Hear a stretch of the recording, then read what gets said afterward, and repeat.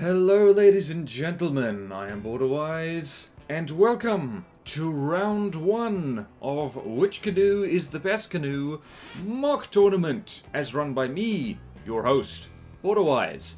And so if you have not seen the announcement video explaining the rules and the premise for this, I highly implore you to go watch that video.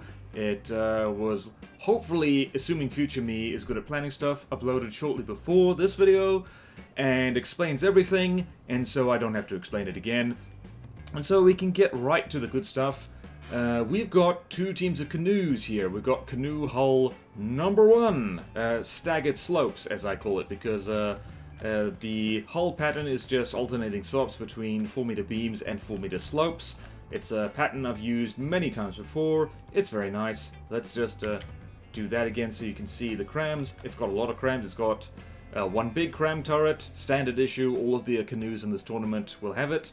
1, 2, 3, 4, 5, 6, 7 cram mortars in the front, and then 1, 2, 3, 4, 5, 6, 7, 8, 9, 16 cram mortars all together. And there's 2 of them in order to get roughly equal material cost count on both sides.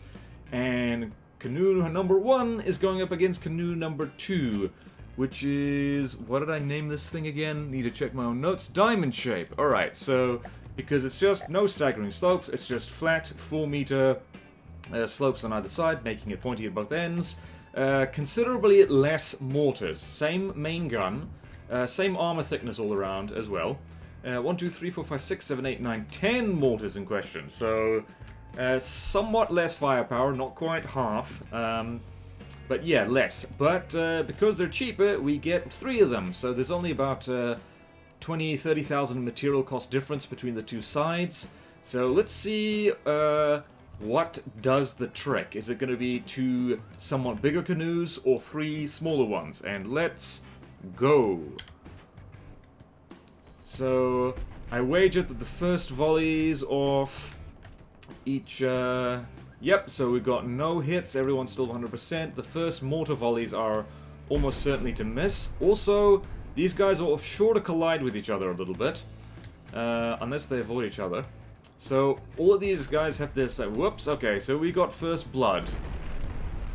Let's just have a quick squiz. What did that do? So, the canoe hull 1s, because they're larger, less maneuverable.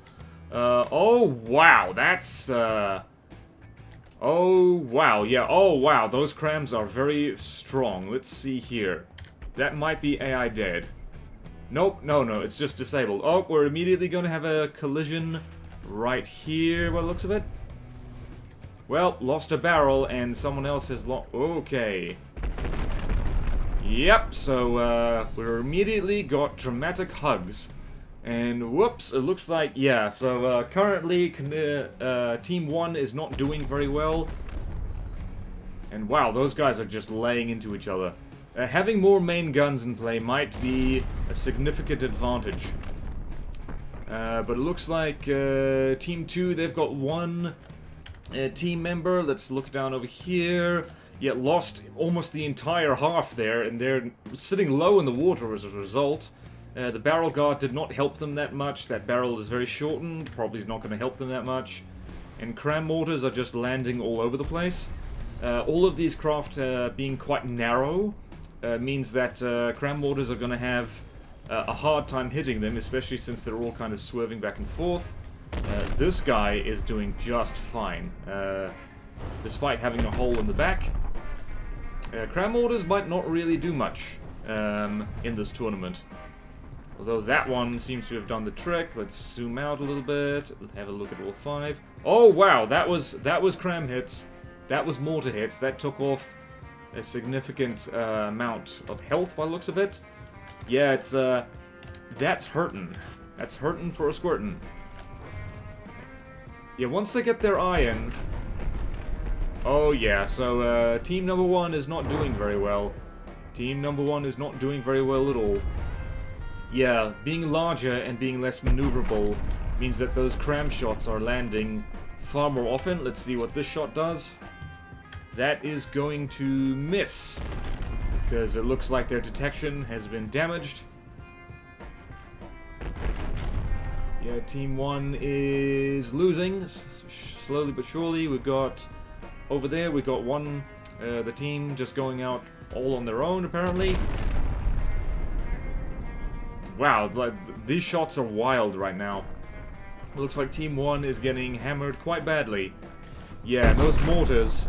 None of these canoes have particularly good deck armor. It's just like 2 layers of alloy, which does the trick usually, but just not if, say, mortars are coming at you from above. Although that was a nasty shot. What did that do? That looks like, yep, that's a trimmed barrel. And right in there, pulse spam, I'm ashamed to say, is bad. And that's a heavily damaged cram, so this guy right here is not doing very well. As a team, the hull number 1 isn't doing great, but individually they are doing better than like the ones over on Team 2. Actually, that looked like it hurt. What was that? You get hit by mortars. That looked like, yeah, it looks like the mortars are starting to get their eye in from Team 1. Ooh boy, although that looks like it's, yeah, whichever side loses engine power first, that's going to be a real problem, because if you can't move, cram mortars can and will hurt your feelings considerably. Yep. Oh boy. That looked painful. Yep, engine components getting fried. There's like, let's go, like, where's our friend? So, I count 1, 2, 3, 4. Where's the... Wow. I think, yeah, looks like we're over here. Looks like... Wow, I think, one of the more damaged, hull number 1s, I think is actually just kind of buggered off, into the middle distance. Ouch, that looked painful. One disadvantage of having a smaller hull is that it means that weaponry is more likely to target something important rather than less useful blocks at either end of the canoe, which is why canoes can be occasionally kind of durable. Saying that, I think... Yep, that's AI dead right here. Team 1 is not doing very well. A large hull that has not very good, well, at least has no better armoring than whatever smaller craft it's going up against. Clearly has a disadvantage, and that armor is not good enough to stand up to those crams. So, on the bright side, it means this whole mock tournament is gonna go quite quickly, because it looks like it's gonna be quite swift. Things getting damaged. Yeah, here's our friend over there. There's no repair bots on these craft, by the way, so if they take damage, that's it. They're gonna stick with it. Looks like... What happened to you, mate? It looks like, well, it's all up to you now, but I don't hold out much hope. Let's see here. Is your steering damaged? Oh, well, might be. It might be. Is there... I'm trying to remember if I hit a rudder in here. I don't think I did. This guy might have very damaged steering. Oh no. Actually, like, it might have accidentally turned around back to face the hull number 2's, because it's now got asymmetric thrust, because the propellers on the right have been blown off a little bit. And now, that means is that over here... Let's see, are any of those mortars going to hit, is the question. Probably not, because these guys are fishtailing around a little bit. Who would have thought? Short canoe dodges stuff very well, though good redundancy certainly helps. Yeah, so I do think that Team 2 has a small material advantage. But they also have a big advantage in that this is a cram fight, and they're smaller and more dodgy. So, let's see here. Let's keep an eye on you. Let's see how you're doing. This is a much closer fight than I was originally envisaging. Yeah, it looks like Team Hull. It looks like just getting, instead of getting bigger ships in the game, it's a lot better to get more main guns in the game. And I fully imagine some commenters saying, like, really, if you're surprised by that, I have a bridge to sell you, and it's in Brooklyn. And it costs a lot of money, so get out your wallet. This is fascinating. I feel like I'm learning stuff, and if I'm not learning stuff, I'm getting reminded of stuff. Let's see if hole number 1, because it's not looking very good for our last staggered slope over here, because the main gun is pretty disabled and is very inaccurate, and it's got to fight 3. Oh dear, that looked painful. That looks like... Yep, that's the main cram, or the cram mortars. Both, actually. They're getting quite badly damaged. Ooh boy. Yep. Yep, and damaged steering means it's not moving from side to side as much. Ooh boy. Note to self. Mortars are one of those things that it's easy to forget about, but forget them at your peril. In fact, thinking about it, mortars are probably a very good equalizer in this tournament, because the larger craft are going to be more vulnerable to them than the smaller ones. All the smaller craft have less firepower, but the larger craft are much easier to hit, both with the regular crams and with cram mortars. Look at that, and if your steering gets disabled, you're gonna have a very bad time. Oh boy. That looked painful, and that's AI dead, because the air compartment is made of stone rather than heavy armor. That's a bit of an oversight on my part, and looks like with just less than 3 minutes to go, the Canoe Hull 2 team, the diamond shape, is victorious in this round. So, what we're gonna have to do, and let's just have a look at our friends here and see what damage has been done. All of them are pretty much intact, really.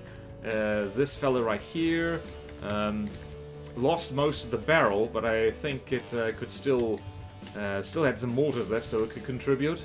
Our friend over here, almost entirely intact main gun, by the looks of it. Engine compartment got damaged.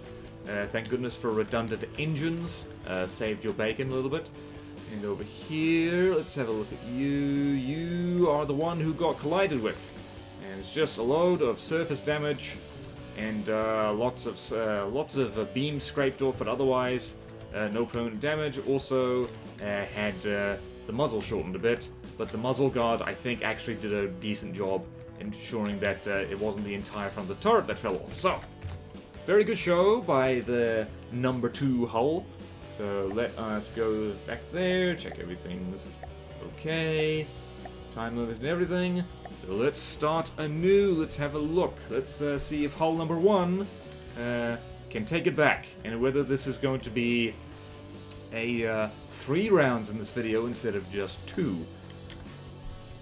Alrighty, let's see. Are you going to get lucky? No, by the looks of it. It's also helped by the fact that I think all of these guys have... Uh-oh, if you two collide, that's not going to look very good for your team. Oh boy. Oh wow, they're flying in parallel by the looks of it. Steering away from each other. Okay. Oh wow, this guy just took one for the team and did very little in return. That looked painful. Yep, that's that looks like the forward ammo compartment was taken out.